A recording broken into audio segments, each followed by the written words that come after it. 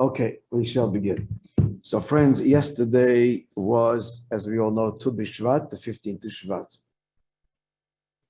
What is the significance of the 15th of Shvat? It is the Rosh Hashanah Le'ilonos, which means the new year for trees. Why would trees have a Rosh Hashanah? What does this mean? So the simple meaning halachically is as follows. The Jewish farmer was required in Israel to give separate mandatory offerings and contributions to the following. Of all the produce of the field and the orchard, an unspecified amount had to be given to the kohen. Our sages say the average was 2%. The kohen received actually many items of food for his sustenance, including from livestock, because the kohenim and the Leviim did not own land, and therefore, they served as teachers and representatives of the people in the Beis HaMikdash. So how did they subsist? Through these various mandatory taxes, if you like, divine taxes. They went directly to them. So again, just to list the basic obligations of the Jewish farmer in terms of produce. So 2%, 1 in 50, on average, went to the kohen. Of the remainder of the crop or the fruit, grain or fruit, 10% is given to the Levi. Of the remainder, a second tithe, called the Moishe Sheni, a second tithe is given. And this second tithe is given as follows. The agricultural cycle was 7 years, actually, 7 years. Every year, and this year is such a year, every year on Shemitah, the sabbatical or 7th year, the earth was to lie fallow and could not be worked, and all could partake of it equally. So it's a 6-year cycle in terms of working the land and the various obligations. So in year 3 and year 6, the second tithe went to the poor. In year 1, 2, 3, and 4, and 5, the second tithe would be taken to Yerushalayim and eaten there with the farmer and his family as an expression of gratitude and thanksgiving. Many hundreds, thousands of laws govern the produce, the land, the Holy Land of Israel. So you just heard basically that there's the obligation to give truma. That's that first, it's called an elevated offering. Truma means an elevated offering that is given to the kohen. And then the Levi gets 10% of the remainder, and then the second tithe. So if you're tithing, you have to know, the Torah says very clearly that you tithe each year's tithe. When does the year begin? When does the year start? Depending on the produce, vegetables have their own beginning and end. As it turns out, it's the same as for us, the first day of Tishrei, the first day of the 7th month.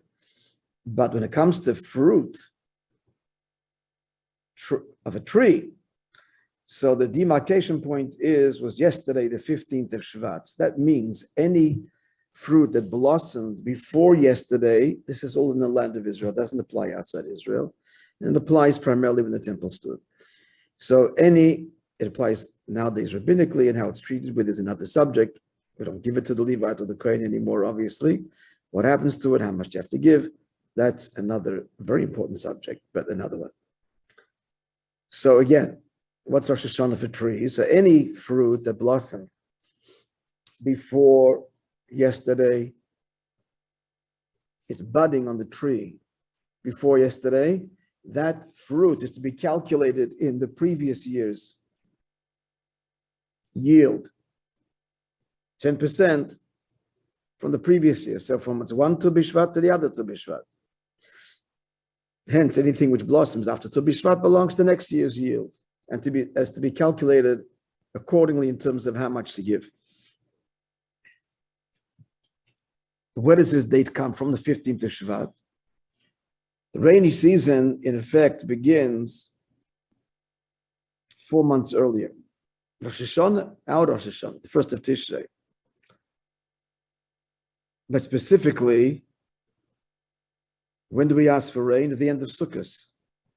We don't want rain before that. Certainly not while we're sitting in our Sukkah. So it's the end of Sukkot. So 4 months, Sukkot starts on the 15th of Tishrei. 4 months later is the 15th of Shvat. So it takes 4 months for all the rains to fall, or the majority of the rains of the new season to fall. So therefore, by the 15th of Shvat, all the rains have fallen. Now whatever grows beyond that is growing from the new rains.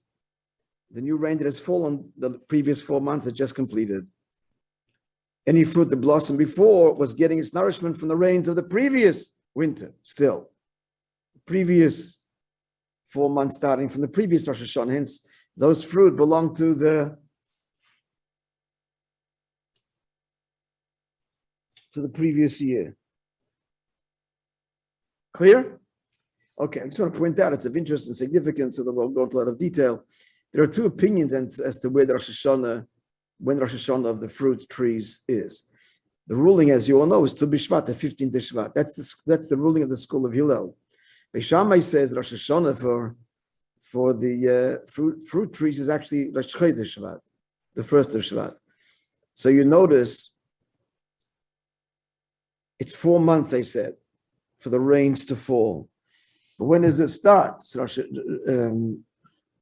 Beis Shammai, the school of Shammai, says Rosh Hashanah. So 4 months from Rosh Hashanah is Rosh Chodesh Shvat.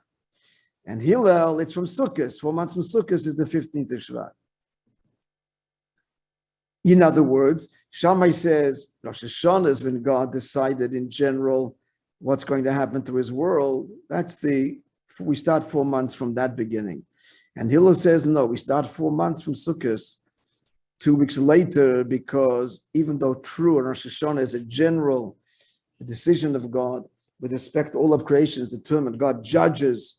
Rosh Hashanah is Yom Adin for all of creation, all of existence, Rosh Hashanah, but specifically, the specific judgment is actually on Sukkot. That's the reason we pour water on the altar on Sukkot. We take the 4 kinds that all need water to grow.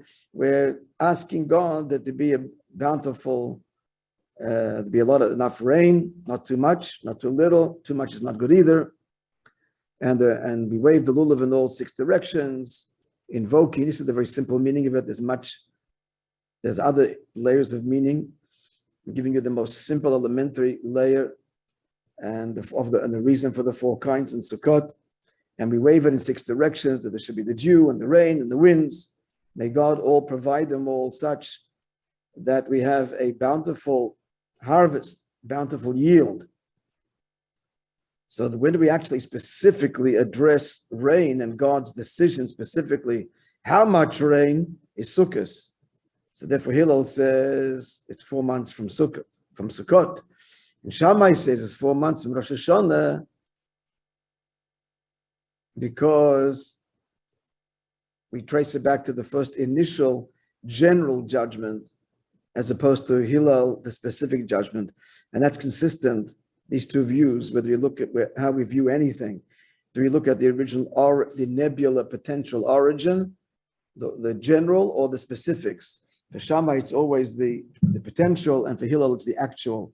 So the actual judgment, the articulated judgment was Sukkot, even though it's incorporated in potential or absorbed within the general judgment 2 weeks earlier of Rosh Hashanah.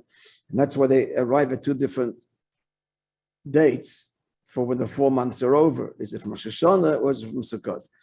The law is like Hillel, so it's Sukkot. And hence, when is the new year for trees? It is when it is the 15th of Shvat, which is exactly 4 months from the 15th of Tishrei, which is Sukkot. Okay, so that's the basic significance of the new year for trees. The significance is the demarcation point in terms of tithing. When does the year for the fruit begin and when does it end? So that each year's yield is tithed independently. That's the basic significance of the 15th of Shvat. So why are we celebrating it?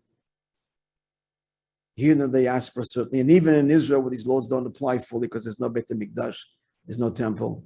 The Kohanim and the Levim did not get their dues. They're not serving in the temple. There is no temple. And all of the other tithes do not apply nowadays scripturally, only by rabbinic law, and they're observed in a very different way. So why are we celebrating the 15th of Shvat? One of the reasons is because the Pasuk says, Ki Adam Eitz HaSadeh. It's a pasuk in the book of Devarim, Parshat Shoftim, chapter 20, verse 19. There it says, Ki Adam Eitz HaSadeh. What's the context there in Sefer Dvarim and Parshat Shoftim? There the Torah prohibits the destruction of a fruit-bearing tree, drawing the analogy to a human being. So we may not destroy a fruit-bearing tree because of the analogy between the person and the tree. That's why one of the reasons why we celebrate Rosh Hashanah for trees, because we're compared to a tree. Another reason is it's just kind of an excuse to remember and connect and express our love to the Holy Land, because all these laws only apply to Israel when the Beit HaMikdash stands. So it's an opportunity to recall and celebrate and thank God for the gift of Eretz HaKodesh, Eretz Yisrael. And as you know, many of the custom, many Sfardim, this is a recent custom, and it goes back a few hundred years, to make a Seder. Seder means an order, a Tu B'Shvat Seder. And what happens at this Seder? Again, a special connection to Israel is celebrated. How so? Because what is eaten at this Seder are the 7 species that the land of Israel is praised with. Wheat, barley, grapes, figs,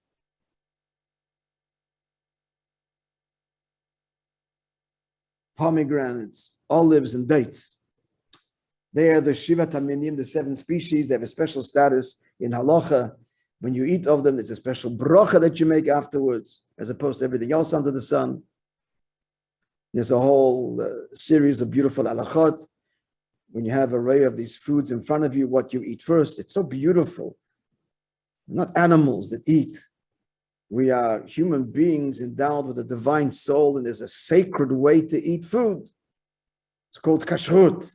But within kashrut itself, there are many details. I'm just sharing with you, making reference to the special status accorded to the Shivat HaMinim that the land of Israel is praised with. And on this day, the 15th of Shvat, which was yesterday, because it's the new year for trees, for fruits, it's not the tree so much, it's the fruit, that we want to use the opportunity to express our love and connection, our eternal connection to the eternal home of the Jewish people.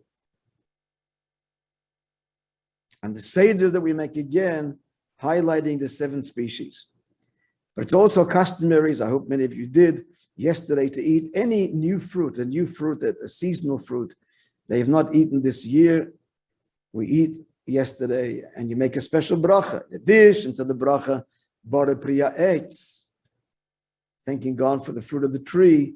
You make a shechiyanu, you thank God for reaching this occasion. How beautiful is that? How exquisite is that? How tender is that? How grateful is that? How humble is that? How much gratitude does it express when you make a bracha? Thank you, God, for reaching this, for bringing me. You brought us to this day, this moment, this manazeh, and I can partake of your gift. It's the very opposite of the malaise, the sickness, the disease that plagues our children, and that is entitlement. These mitzvot uproot. Entitlement is a weed that destroys a a moral and spiritual garden and home, life altogether, destroys relationships, is entitlement. There's no entitlement, there's privilege, there's responsibility, there are gifts. Life is a gift. And to be married is a gift. And to serve God is a gift. It's a privilege and a virtue.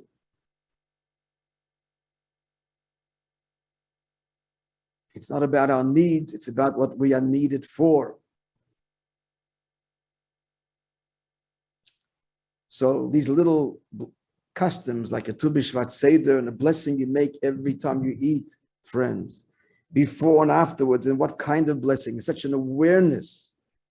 Torah cultivates such an awareness and sensitivity to the gifts of life. You don't just the food on the table and wolf it down and off you go or whatever, quaff it down. There's so many beautiful halachot as to how a Jew eats. That itself is a whole world. The way we treat food, the blessing before, the blessing after, and the way we eat. There's all these halachot, how a Jew eats. There's no mystery. You can buy the book. It's called the Code of Jewish Law, and it's black and white, and it's in every language under the sun. And you find out how a Jew eats. And that elevates the whole eating to not just survival or pleasure or indulgence, but something noble and divine and meaningful. And it's an act of service. The table's an altar. The food is the offering. The house is the temple. It's transformative. Kosher is transformative.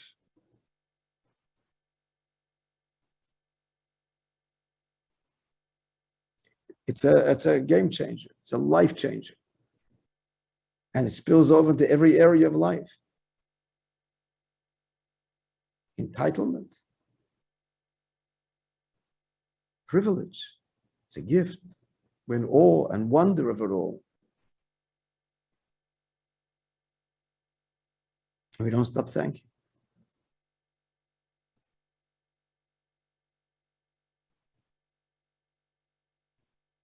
A Jew goes to the bathroom to relieve him or herself. The most exquisite bracha you make afterwards. You wash your hands ritually. You make a bracha thanking God for a body that works. The miracle of the body. A bracha after going to the toilet, friends. How beautiful is that? And the way you wash your hands afterwards. Aside from soap and water, there's a ritual washing. A rededication, a cleansing. What a gift. What a gift Torah is to us, that Hashem has granted us, empowering us and inspiring us to be a light unto the world.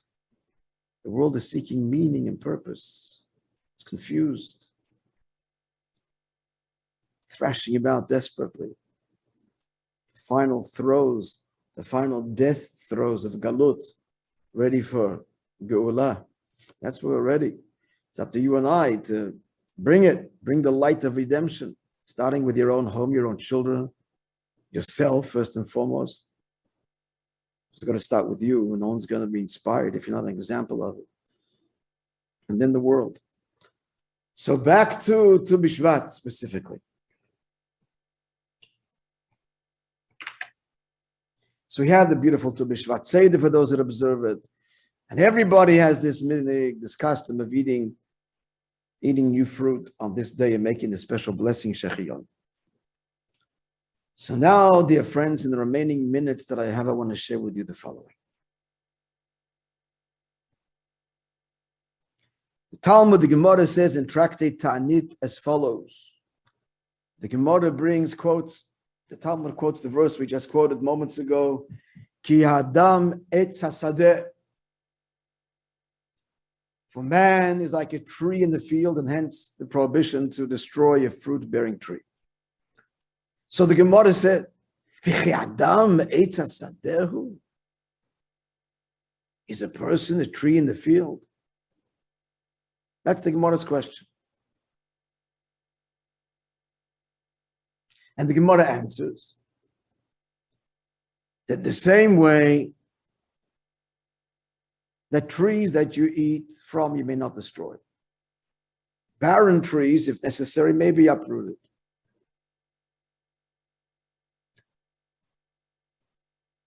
A man is a tree in the field.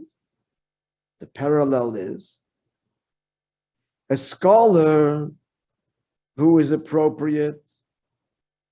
Im Talmid Chacham Hagun Hu Menetocha Vatolot Tichros. If he's a scholar, a teacher, a rabbi is appropriate, eat from him, learn from him.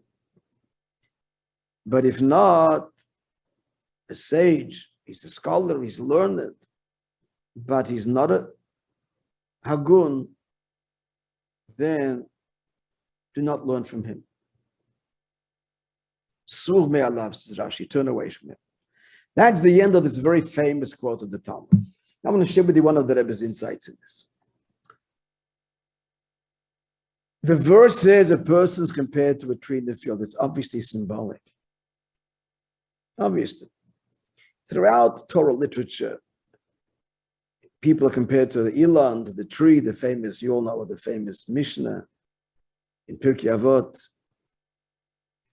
That compares a person to a tree. So what's the Gemara's question? What's the Gemara asking? Is a person like a tree in the field? What are you asking? It's meant symbolically. That's the end of the story. What's the question? And the Gemara's answer is also puzzling, because the answer is only not applying to all people, but only applying to the scholar. Why are we just talking about a scholar? Why are we getting a message that's universal? It's only a message about a rabbi, a teacher, and who you should eat from, who you should not eat from. But the verse is speaking about everybody. So we don't understand the Gemara's question. We don't understand the Gemara's answer. What's the Gemara asking? Is it no, of course not. It's just a symbolic thing. It's obvious to a child. And what's the Gemara's answer? Narrowing it down to the scholar. What's going on here? What's the Talmud really saying? Both in the Talmud's question and in the Talmud's answer. The explanation is as follows.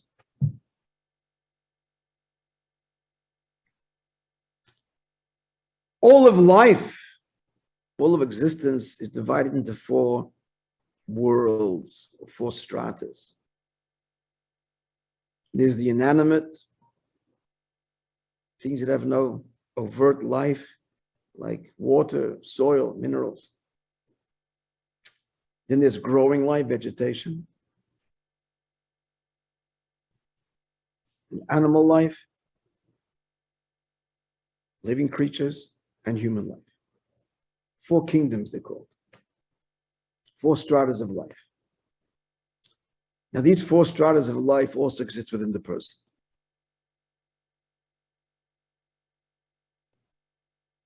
These the inanimate.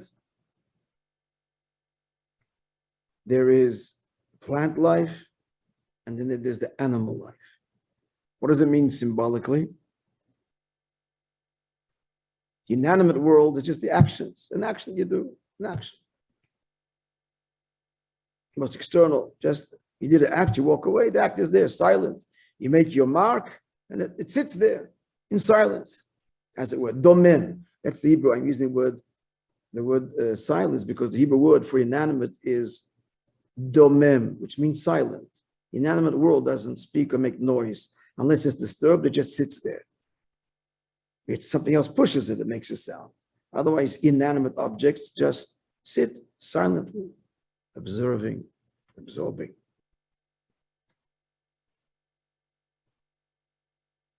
So what's the inanimate within the person? Action, behavior. What is plant life within a person? Plant is growing. A plant grows. Actions are the same for everybody. An action is an action. The emotion, the intent that you bring to the action, that's when we differ. Plant grows. A plant grows. So what that symbolizes in the person are the emotions that grow and develop over time. They have a deeper, more complex, etc. The act is the same. A child drinks and adult drinks. That's the same act.